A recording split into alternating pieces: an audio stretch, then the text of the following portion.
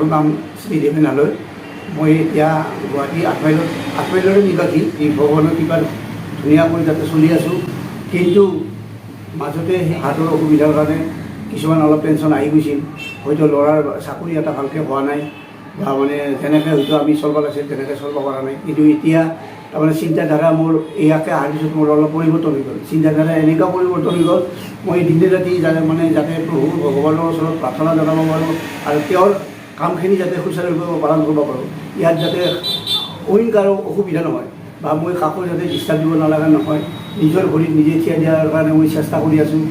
মই মোৰ জৰিয়তে যাতে সমাজৰ বাকী উঠি অহা প্ৰজন্মৰ লগতে মোৰ দৰে এনেকৈ বয়সৰ মানুহৰ যদি কিবা অসুবিধা হৈছে, তেখেতসকলেও আহি ইয়াতে নিৰাময় পাব। মোৰ নাম শ্ৰী অঞ্জলি ডেকা।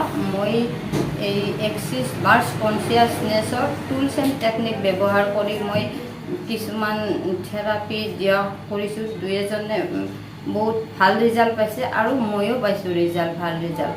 মোৰ ধৰক মানে প্ৰেছাৰ হৈছিল, মানে 170 আপ আৰু এইফালে 100 হৈছিল, আৰু সেইকাৰণে মই গৈছিলোঁ প্ৰথম থেৰাপিটোৰ লগত।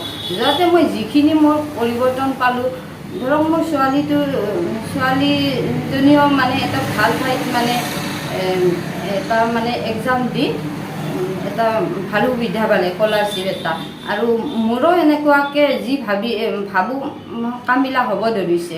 সেইকাৰণে মই এই বস্তুটো এক্সিছ বাৰ্ডছটো শিকি ল'লোঁ। শিকি লোৱাৰ পিছত মই এতিয়া থেৰাপি দিয়া আৰম্ভ কৰিছোঁ। এতিয়া গম পালোঁ যে যাক দিছোঁ তেওঁলোকেও বহুখিনি মানে সকাহ পাইছে।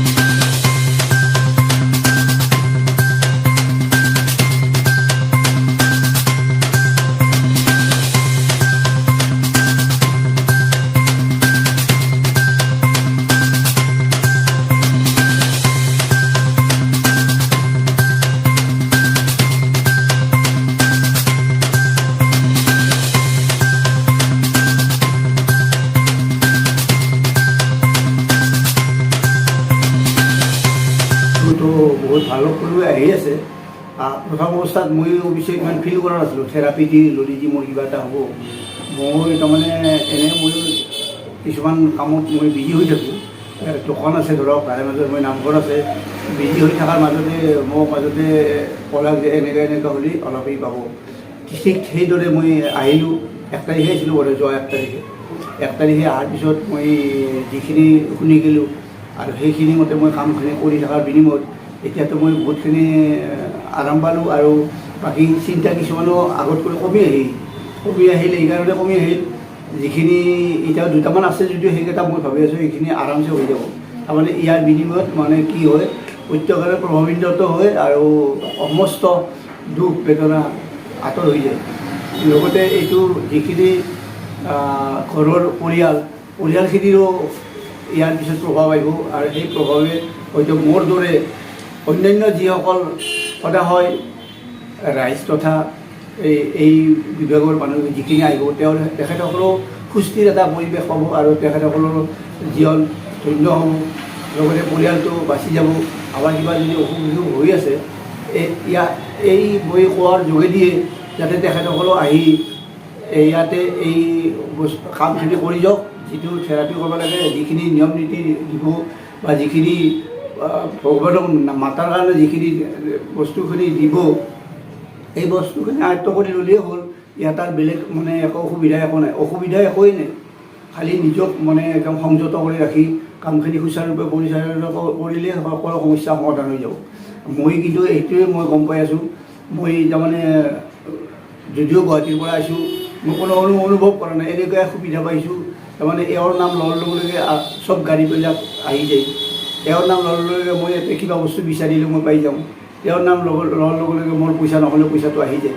গতিকে মই মোৰ ফালৰ পৰা মই এই তাৰমানে তেখেতক এবাৰ দুবাৰ নহয়, হাজাৰবাৰ নহয়, কোটিবাৰ নহয়।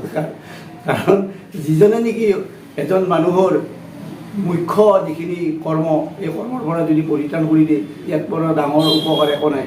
আৰু সেইটো বোধহয় মই এওঁকো ধন্যবাদ দিব লাগিব, যিহেতু তেওঁ কি কাৰণত মোক আহি ভগৱানৰ ওচৰত মানে পঠাই দিলে, আৰু ভগৱানে মোকো এটা ৰাস্তা দিব বুলি মই আকৌ ভৱিষ্যতলৈ আশা এটা থাকিল, যাতে এনেকৈ মই কাৰো অন্যায় নকৰাকৈ সকলোৰে উন্নতি কৰি সকলোৰে মংগল কামনা কৰি মই এনেকৈ চলি থাকিব পাৰোঁ। সেয়ে মোৰো উদ্দেশ্য, মোৰ বেলেগ উদ্দেশ্য কৰে। আৰু এতিয়া আগতে মই হয়তো অনুভৱ অলপ কৰি আছিলোঁ বেছিকৈ। মই চাংচাৰী, গুৱাহাটী মেডিকেল, এইমছ, যিমানবিলাক মেডিকেল আছে চবতে মই চিকিৎসা কৰিছোঁ, কিন্তু মই ভাল ক'তো পোৱা নাই। ইয়াৰ পিছত এতিয়াতো বহুতখিনি সকাহ পাই আছোঁ। তাৰমানে মোৰ গাত এটা মানে নিজে এটা অনুভৱ হৈছে যে মই কিবা এটা মানে শক্তি পাইছোঁ। মোৰ বয়সটো মই বহুত বয়স হৈ গ'ল, এতিয়া মোটামুটি 70 মানে চলি আছে। যদিও 70 চলি আছে, মই সেইটো অনুভৱ কৰা নাই। তাৰমানে যে মই আগৰ দৰে 50 বছৰীয়া মানুহৰ দৰে মই এটা শক্তি পাইছোঁ বা মনত এটা উৎসাহ আহিছে, যাতে মই আগৰ দৰে আৰু উন্নতি পথত আগবাঢ়ি যাব পাৰোঁ। মানে ল'ৰাটো আৰু ভাল হ'ব বা মোৰ ঘৰখনো যাতে ভাল হ'ব, এনেকৈ মই তাৰমানে মই তেখেতৰ ওচৰত অৰ্থাৎ মই ভগৱানৰ ওচৰত প্ৰাৰ্থনা জনাইছোঁ, যাতে মোৰ দৰে সমস্ত ৰাইজৰ তথা সমস্ত এই যিখিনি মানুহ হয়তো কাৰোবাৰ প্ৰব্লেমত পৰি আছে, তেওঁলোকৰ নিৰাময় পাব। সেই মানুহে নোৱাৰা কাম একো নাই, মানুহে সমস্ত কাম কৰি আহি আছে, আৰু সমস্তৰে অধিপতি হ'ল ভগৱান। তেওঁৰ কৃপাতহে সমস্ত কাম হৈ যায়। আজি ইয়াতে মই এই সুবিধাখিনি পাইছোঁ, তেখেতৰ কাৰণেহে সুবিধাটো পাইছোঁ। গতিকে তেখেতৰ ওপৰত ভৰসা ৰাখিব লাগিব। আমিও ভগৱানৰ ওচৰত ভৰসা ৰাখিলে সমস্যা সমাধান হ'ব। মোৰ হাৰ্টৰ আছিল, মই এইটো বাৰে বাৰে উল্লেখ কৰি আছোঁ, হাৰ্টৰ লগতে হয়তো মোৰ আৰ্থিক কিছু অসুবিধা হৈ আছিল, কিন্তু এতিয়া কিছুমান কাম এনেকুৱা হৈ আছে ইয়াকে অহাৰ বিনিময়ত, যিখিনি কাম ক'ৰবাত বেংকত লোকেজ হৈ আছিল, ক'ৰবাত কিবা পইচা এটা অহা নাছিল, সেইটো পইচাও আহিছিল। কিছুমান নাহা মানুহ মোৰ তাতে আহিছে, অৰ্থাৎ মোৰ যিহেতু দোকান আছে, গতিকে মোৰ দোকানৰ থ্ৰুদি তাৰমানে এনেকুৱা হৈছিল, আগতে যিবিলাক মানুহে মোৰ ওচৰত অহা নাছিল, সেইবিলাক মানুহে এতিয়া মোৰ ওচৰত আহি আছে আৰু বস্তুবিলাক নি আছে। যিমানে বস্তু নিব দোকানৰ সিমানে ভাল, যিমানে চেল হ'ব সিমানেই দোকানৰ উন্নতি। গতিকে দোকানৰ উন্নতিৰ লগতে মোৰো মানে আৰ্থিকভাৱে ময়ো বহুত সকাহ পাইছোঁ। আৰু মই বোধহয় ভাবোঁ এনেকৈ যদি তাৰমানে তেওঁৰ কিবা শূন্য হৈ যাওঁ, মোৰ লগতে বাকী সদয় ৰাইজেও সেইখিনি উপকাৰ পাব। এয়ে মই আৰু যিজনে মোক হয়তো ইয়াতে আহি আজি এইখিনি সুবিধাটো দিলে, তেওঁকো মই ধন্যবাদ দিছোঁ। লগতে আপুনি আহি দি আজি এইখিনি আমাক এই যিখিনি সহায় কৰি দিলে, আপোনাকো আমি সহস্ৰবাৰ প্ৰণাম জনাইছোঁ।